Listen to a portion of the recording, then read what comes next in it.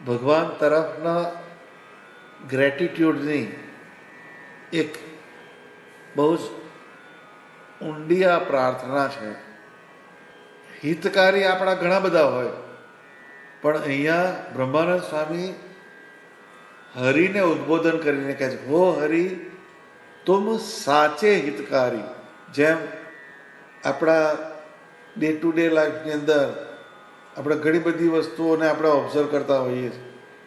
આપણું સુપરફિશિયલ ધ્યાન રાખનાર ઘણા મળે, પણ આપણું ખરું હિત તાકનાર બહુ ઓછા હોય.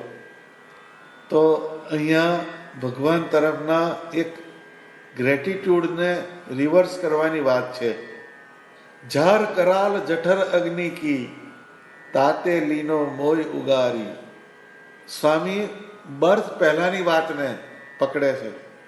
ભગવાનનો આપણા ઉપર જે ઉપકાર છે એ આપણા બર્થ પહેલાંથી શરૂ થઈ જાય છે. તમે જન્મની પ્રોસેસને જો સમજો તો એ એવી ભયંકર એગની પીડા એ પ્રોસેસની અંદર છે કે આપણે ફરીથી જન્મ લેવાનું ભૂલે પણ વિચાર ના કરીએ એવી એક વસ્તુ છે. એમાં મનુષ્યનો જન્મ થાય છે એ પહેલાં એનો જે જીવ એ 9 માસ સુધીની માતાના ઉદરમાં રહે છે. હવે એ એવી જગ્યાએ છે, પેટની અંદર એનો સ્થાન હોય છે, તો કોઈ વેન્ટિલેશન નહીં, પંખો નહીં, એસી નહીં, કોઈ પણ પ્રોવિઝન ત્યાં હોતું નથી. બીજું કે જે ખાવામાં આવે શરીરની અંદર તેને પચાવવા માટે પણ અમુક જાતનો ફાયરની જરૂર પડે. તો આપણે સામાન્ય રીતે વિચાર કરીને આપણે અનુભવીએ કે આઈસ્ક્રીમ જે બિલો 0 ડિગ્રી આઈસ્ક્રીમ બનતો હોય છે. હવે એ આઈસ્ક્રીમ આપણે ખાઈએ છીએ તો એને ડાયજેસ્ટ કરવા માટે ફાયર કેટલો હોય તો એ ડાયજેસ્ટ થઈ શકે. તો આપણા શરીરની અંદર ભગવાન એમ કહે છે કે હું શરીરમાં વૈશ્વાનર અગ્નિ રૂપે રહેલો છું. ગીતાની અંદર કહે છે. તો વૈશ્વાનર અગ્નિ રૂપે આપણે જે ખાઈએ છીએ એને પચાવે છે ભગવાન. તો 0 ડિગ્રીથી નીચેનો આઈસ્ક્રીમ બને એને પણ પચાવી નાખે એવો જબરજસ્ત અગ્નિ આપણા શરીરની અંદર થાય છે. તો એ કહે છે કે ઝાર કરાલ જઠર અગ્નિ કી તાતે લીનો મોય ઉગારી. ઝાર કરાલ, ઝાર એટલે જ્વાળા, કરાલ એટલે એકદમ તીખી જ્વાળા, તીક્ષ્ણ જ્વાળા, બહુ હીટવાળી જ્વાળા, એમ ગરમીવાળી. તો એવી જઠર અગ્નિની જ્વાળાઓ છે આપણા શરીરની અંદર. મીન્સ ગેસ, હીટવાળો ગેસ એ આપણા શરીરની અંદર થાય છે અને એનાથી શરીરનું પાચન થાય છે. તાતે લીનો મોય ઉગારી. તો આ ફાયર તો છે જ અંદર.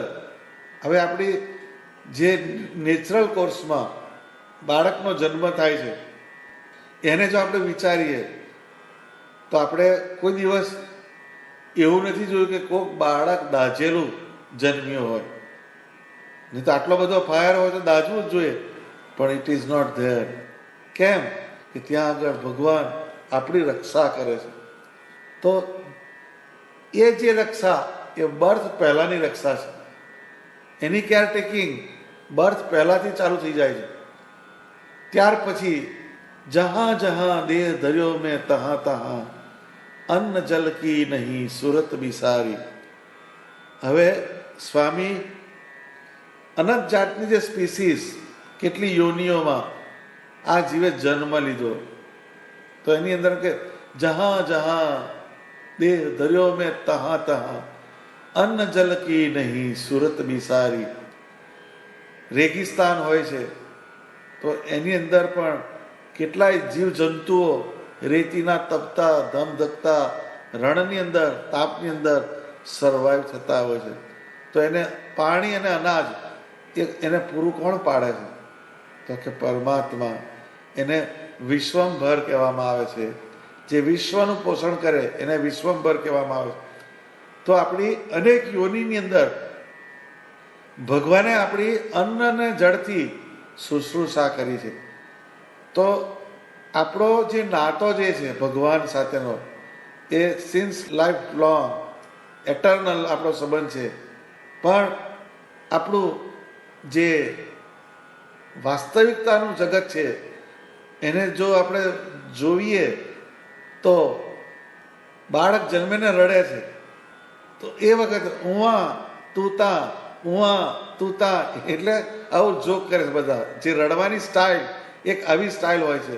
એટલે એમ કે હવે હું અહીંયા જન્મી ગયો એટલે હું અહીંયા તું હવે છૂટો મારાથી, તું છૂટો, તું તા.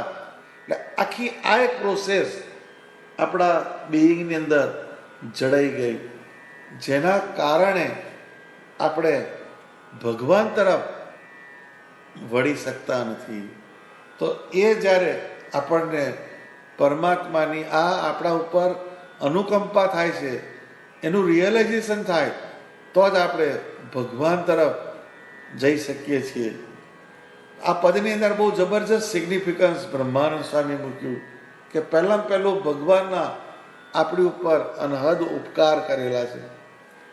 તો એણે જે અંગો આપણા શરીરની અંદર ફિટ કર્યા, એ અંગોને તમે મટીરિયલિસ્ટિક રીતે એની કોસ્ટ કરવા જાઓ તો એમણે આપણા શરીરની અંદર કિડની ફિટ કરી. અત્યારે તમે કિડની રિપ્લેસ કરવાની થાય તો એક કિડનીના 1.5 થી 2 લાખ રૂપિયા કે એ ફિટ થઈ તો થઈ બીજાની, નહીં તો એમાંય લોચા પડે. હવે એક કિડનીથી માણસ સર્વાઈવ થઈ શકે તો પણ એને કંઈક થાય તો એના માટે પ્રોવિઝનલ બીજી એક સ્પેર વ્હીલ જેવી 2 કિડની મૂકી ભગવાન. એટલે કેટલી આપણી ફોરસાઇટથી કામ કરેલું છે. એવી રીતના આપણી આપણી એક આંખ જતી રહે પછી તમે ગમે એવી આંખ ફિટ કરો એ પોસિબલ નથી. આપણા શરીર ઉપર કેટલા બધા સાંધા છે તો ભગવાને કેટલા બધા સ્ટીચીસ લીધા છે પણ એકે જગ્યાએ સાંધો દેખાતો નથી. તો એની આપણા ઉપર જે ફેવર એ એટલી બધી અનહદ ફેવર છે કે આપણને જે સારા મનુષ્ય તરીકે સારા કુટુંબમાં આપણને જન્મ આપ્યો ભગવાનનો, એ જ એનું આપણા ઉપર મોટામાં મોટું ઋણ છે. એનાથી આગળ આપણા પર બીજું કશું આપણે એને આશા રાખી શકીએ એમ નથી. તો ભગવાનની પાસે જ્યારે આપણે ઊભા રહીએ તો ભગવાનને માત્ર ને માત્ર આભાર તમારો, થેન્ક યુ વેરી મચ, આટલું જ આપણે કહી શકીએ એમ છીએ.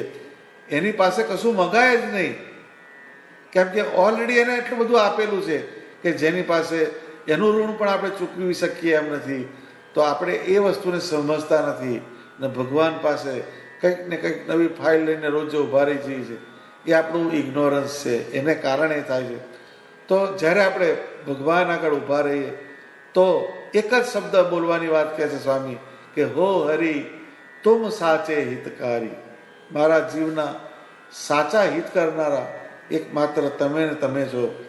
આવું આપણે કૃતાર્થ ભાવે અંદરથી સમજીને ભગવાનને નમસ્કાર કરીએ તો એ ભગવાનને સાચા અર્થમાં આપણે પ્રાર્થના કરી કહેવાય.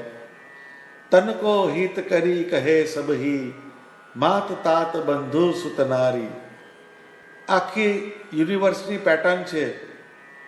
એની અંદર જેમ કોઈ બાળકનો જન્મ થાય તો એની માતા હોય, પિતા હોય, ભાઈ હોય, છોકરો હોય, પત્ની હોય, આ બધા જ એનું શરીરનું હિત જોશે પણ એનું આત્માનું હિત શેમાં સમાયેલું છે એનો વિચાર નહીં કરે.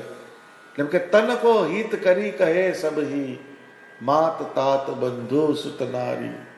એટલે શરીર રિલેટેડ જેટલી વસ્તુ હોય એની કેરટેકિંગ કરવાની બધા કહેશે. જેમ છોકરો હોય એને છોકરાનું ટ્યુશન રખાવે, છોકરાને સારી રીતે ભણાવે, ઓછા માર્ક આવ્યા હોય તો આવતી સાલ તારા ડિસ્ટિંક્શન આવવા જોઈએ, જો ડિસ્ટિંક્શન લાવીશ તો તને આવું ઘડિયાળ લાવી આપીશ. આવી કેટલી બધી એને લાલચ આપવામાં આવે છે. ભાઈ તો કે આપણું ઓરિએન્ટેશન માત્ર ને માત્ર મટીરિયલ ઓરિએન્ટેશન આપણું થઈ ગયેલું છે. તો એ કેમ થાય છે કે આખો ગીવ એન્ડ ટેકનો હિસાબ છે એની અંદર. મા બાપ જન્મ આપે છે કોઈને, પણ એની પાછળ પણ મારો છોકરો મોટો થશે, પછી કમાશે, વહુ લાવશે, પછી અમે ગરડા થઈશું એટલે અમને વ્યવસ્થિત રાખશે, સારું સારું જમાડશે, આવી ઘણી બધી એક્સપેક્ટેશન સાથે એની સાથે ડીલિંગ થતું હોય છે. તો જે મટીરિયલ ઓરિએન્ટેડ કેરટેકિંગ કેમ કરવામાં આવે છે, તો કે મટીરિયલ વર્સિસ મટીરિયલ એનો એક પ્લે આ સંસ્થાની અંદર ચાલતો હોય છે. તો આપણે મા બાપને જોઈએ તો સારા સારા ટ્યુશન બંધાવશે, સારી કોલેજમાં એડમિશન અપાવશે, પણ કોઈ મા બાપ એવું આપણે જોવા નથી મળતું કે સારા સત્પુરુષના સંબંધની અંદર એમના છોકરાને મૂકે, સારી જગ્યાએ એને સંસ્કાર મળે એવી જગ્યાએ દર વેકેશનમાં લઈ જાય. આવી વસ્તુને આપણે બહુ જવલે જોવા મળે છે. કેમ કે જીવનું હિત એ આપણે બસની વાત નથી. આપણી મટીરિયલથી બહાર આપણી આઈક્યુ નીકળી શકતી નથી. એ કહે છે સ્વામી કે તન કો હિત કરી કહે સબહી, માત તાત બંધુ સુત નારી. શરીરનું હિત કેમ જોવે છે? કારણ કે એમને એમના શરીર સાથેનો જ હિસાબ છે. એ શરીર જેવું એની અંદરથી જીવ નીકળી જાય એટલે એની સાથેના જેટલા સરવાળા માર્યા હોય, જેટલા ગુણાકાર કર્યા હોય, એ બધા બાદ બાકી અને ભાગાકારની અંદર પરિવર્તિત થઈ જાય છે. થોડોક ટાઈમ એક ડ્રામા ચાલે છે, પણ પછી પાછું કશું ખ્યાલ નથી રહેતું, એ બધું ભૂસાઈ જાય છે. કેમ કે આખો મટીરિયલનો નાતો હતો, એટલે મટીરિયલ ગયું એટલે બધા રિલેશન ત્યાં પૂરા થઈ જાય છે. તો તન કો હિત કરી કહે સબહી, માત તાત બંધુ સુત નારી. જીય કો હિત તુમ હી હરી જાનો, બ્રહ્માનંદ જાત બલિહારી. બ્રહ્માનંદ સ્વામી કહે છે કે મારા જીવનું જો કોઈ હિત સમજતા હોય તો એ એક માત્ર ને માત્ર સ્વામિનારાયણ ભગવાન છે. તો શ્રીજી મહારાજે આપણી એવી કેરટેકિંગ કરી કે એમણે આ જગતની અંદર આપણો જન્મ થાય તો આ જગતની અંદર કેવી રીતે સુખી રહી શકીએ, હેપીલી રહી શકીએ એનો પણ રસ્તો બતાવ્યો. અને પછી મરીને જ્યારે આપણે આપણો દેહમાંથી આપણો આત્મા નીકળી જાય તો આપણો આત્મા જે છે એ સુખ્યાથી ભગવાનના ધામમાં કેવી રીતે રહી શકે એની પણ એક વાતને સ્વામિનારાયણ ભગવાને એમના શાસ્ત્રોમાં બતાવી. તો આ પદનો એક સાર આપણે જોઈએ તો આપણા જીવના સાચા હિત કરનાર એક ભગવાન છે. એના સિવાય આપણું હિત કોઈ કરનાર નથી.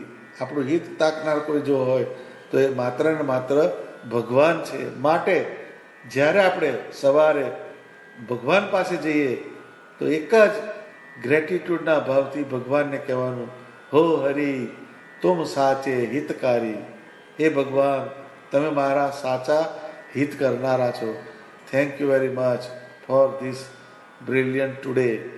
તમે મને આ દિવસ આપ્યો એ બદલ તમારો આભાર છે.